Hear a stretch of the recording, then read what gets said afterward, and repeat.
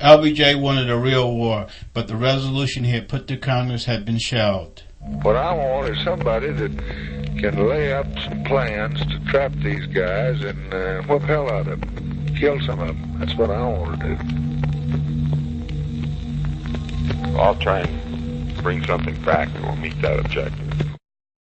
After what he called an unprovoked attack, he got his resolution. Congressional leaders of both parties supported the Gulf of Tonkin resolution. In fact, only 2 members of Congress voted against the resolution, Senators Morse of Oregon and Greening of Alaska. Being in the minority never proves that you're wrong. In fact, history is going to record that Senator Greening and I voted in the interest of the American people this morning when we voted against this resolution.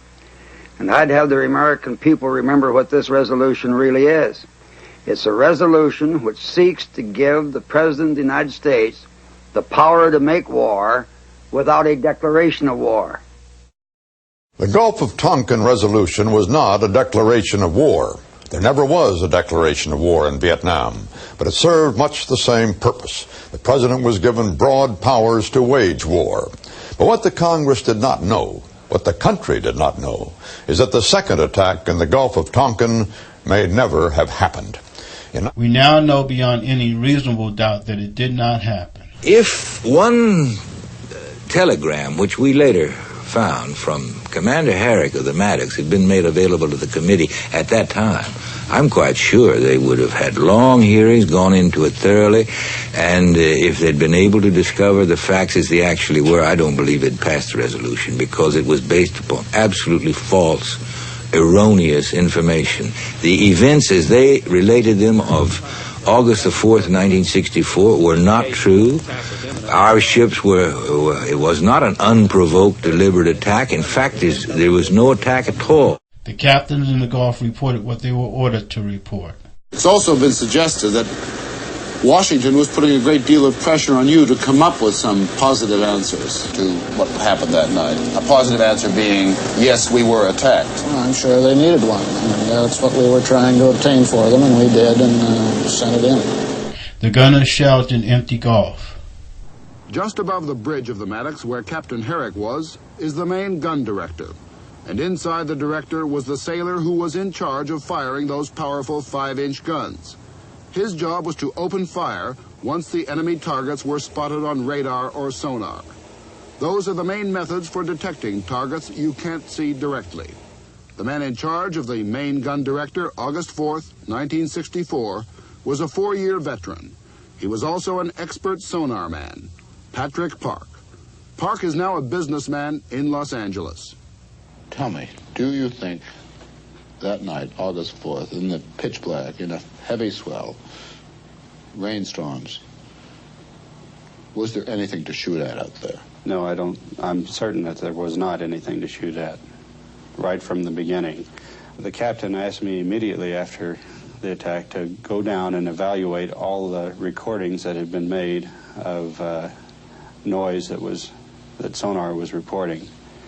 And I kept myself pretty busy for the next 3 days, really, trying to evaluate these things and determine if we had heard anything that might have been even a question mark, that it might have been a torpedo or anything else in the water not related to the 2 ships or noise of either one of them. And what was your evaluation? Absolutely nothing. The pilots saw nothing. Before James Bond Stockdale became a North Vietnamese prisoner of war, or Ross Perot's running mate, he was flying air cover over the destroyers at the time of the alleged second attack. In Stockdale's words, I flew so low there was salt spray on my windshield, and I still didn't see a thing. Meaning he never saw torpedoes or any evidence that the U.S. ships had been fired upon. The captain of the Ticonderoga's Attack Squadron 56, Commander Wesley L. McDonald, concurred. He didn't see anything that night, except the Maddox and the Turner Joy. After this flight, he and those in his command met behind closed doors, and each wrote accounts of what they did and did not see. Stockdale then locked these reports in his safe. The next morning, Commander James Stockdale was ordered to lead the first U.S. airstrike on North Vietnam. I personally am convinced in my own mind that no attack took place on the 4th. But, of course, it's impossible, really, in a way, for me to prove a negative. I'll put it this way. They most certainly did not prove the affirmative case that there was an attack. No second attack. And since that attack was the excuse that the president used to take the whole country to war in Vietnam, what are we to make of the following recently released White House tape? In it, LBJ and McNamara discuss the second Gulf of Tonkin attack before it takes place, as though they are planning on it. At base.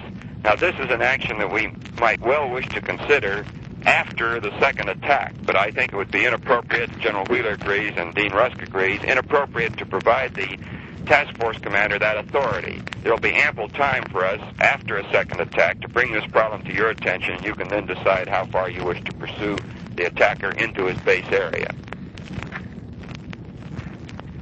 But I wish we could have something that we've already picked out and just hit about 3 of them damn quick right after. We will have that, and I talked to Mac Bundy a moment ago and told him that I thought that was the most important subject we should consider today, and be prepared to recommend to you a response, a retaliation move against North Vietnam in the event this attack takes place within the next 6 to 9 hours.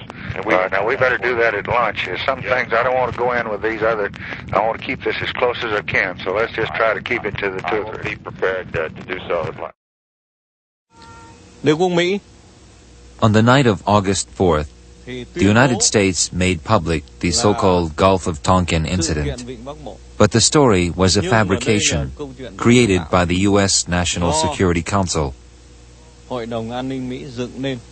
Even as the National Security Council met, American aircraft were being sent to destroy several areas of our country. In reality, the second Gulf of Tonkin incident never happened. The whole basis of this war was a fraud and a lie perpetrated at the highest levels of our government. Remember that as we survey the damage that was done to ourselves and especially to Vietnam.